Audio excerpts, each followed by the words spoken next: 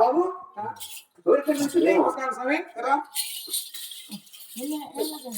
నమస్కారం బాగున్నా స్వామి. బాగున్నానా? మీరు బాగున్నారా? బాగున్నా స్వామి. ఏమి కార్యక్రమం మీ దగ్గర రాక?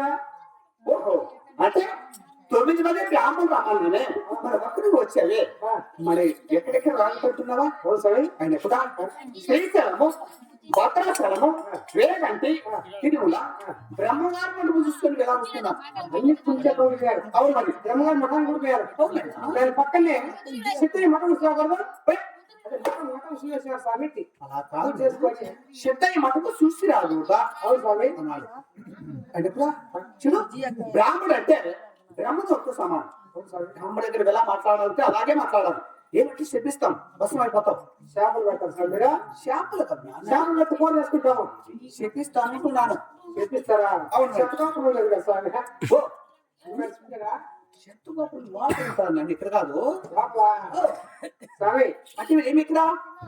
అవును కుటుంబంలో అవును పండుగకి లేకలే కుమార్ జన్మించింది. ఓహో, నాలుగండి కదా స్వామి. ఓ నామకరణ చేయడానికి నన్ను పిలుస్తావా?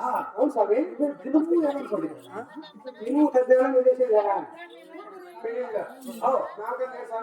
నామకరణ చేస్తాము. ముందు అలా చెప్పలేదు నువ్వు.